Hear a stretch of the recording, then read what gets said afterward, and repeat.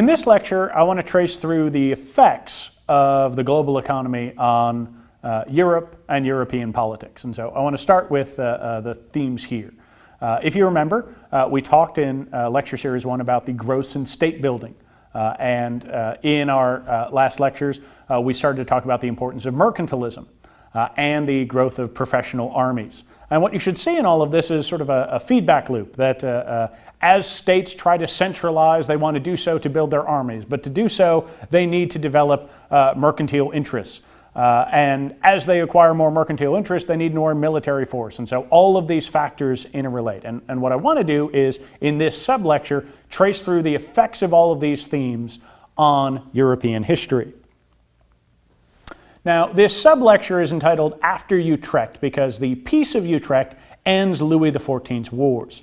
Now, if you remember, we talked about Louis XIV's wars previously. He was big, mighty, he was a mighty king, he had a large army, and ultimately his wars were not that successful. So the Peace of Utrecht ends his final war and leaves France not as strong as it would like to be, not as powerful, certainly, as he believed it to be.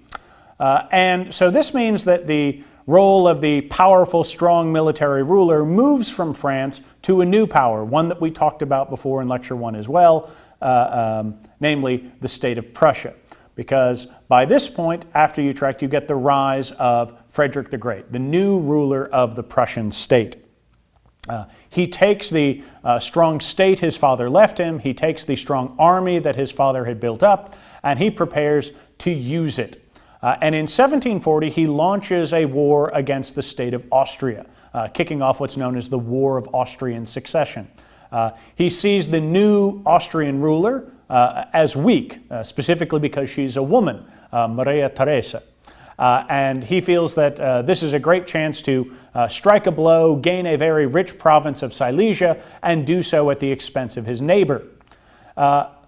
Very quickly, though, and underscoring, I think, the themes that we've talked about before, this war started to become a global conflict. Austria turned to its ally, Great Britain, while Prussia turned to France, and very quickly this European conflict became a global one, as those powers fought both within Europe and overseas. Now, the War of Austrian Succession ends with Frederick victorious. He gains the territory that he wanted, the territory of Silesia, and he has defeated his enemy. But everyone is convinced that this really isn't a peace, it's simply a truce, that the issues are unsettled and they're going to come to blows shortly thereafter. Now, after the war, you get what some historians have referred to as the diplomatic revolution. Functionally, what happens is Austria and Prussia swap allies. Prussia turns to Great Britain, and France joins up with Austria.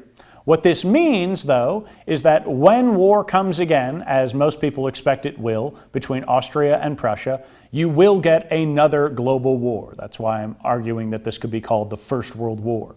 And indeed, in 1756, that's exactly what happens when you get the kickoff of what is known as the 7 Years' War. Europeans would fight not only across Europe, but in India, in the Caribbean, and in the New World, North America. And indeed, it's telling how important the global economy has become.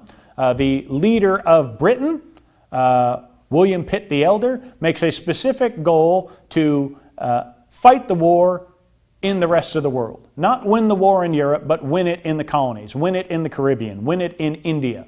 And in many ways, what that showcases is the growth and importance of the global economy. Now, American students should be well familiar with the 7 Years' War, even if you're not familiar with the term, because the 7 Years' War in America is known as the French and Indian War. This was the conflict between British settlers in the New World and French settlers and their Indian allies. And so this conflict that you may have learned about in high school is the conflict that is sort of the North American front of this larger global war. Now, eventually this war comes to an end, settled by the Treaty of Paris in 1763. Now, the details of the treaty are not that important, but what I want to highlight are the big takeaways. And there are 3 big ones. First, Prussia survives. Frederick the Great comes close to losing the war, losing his life, losing his kingdom, but Prussia survives. This means that Prussia will remain as a strong and powerful power and will ensure that it will shape German history thereafter. Second, Britain gains the empire on which the world never sets, the sun never sets. Britain gains a global empire. It gains in India. It kicks France out of the New World. It gains an extensive empire. But it also means that both England and France now acquire great financial burdens, because Britain may have gained this great empire, but who exactly is going to pay for it? Well, the Brits think they have an answer. The people who should start paying for it are those annoying Americans.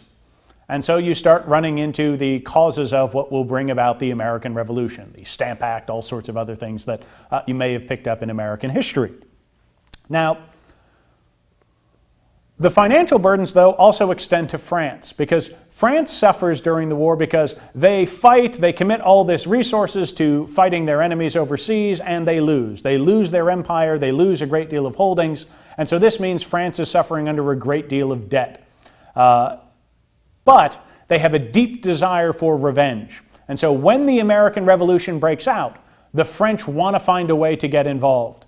The French want to find a way to try and defeat their old enemies.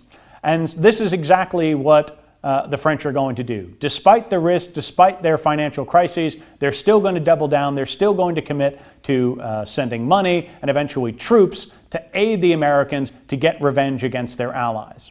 And so this period after Utrecht not only establishes some of the themes of European history, it also shapes the course and progress of the new country that you learn about in American history, namely the United States of America.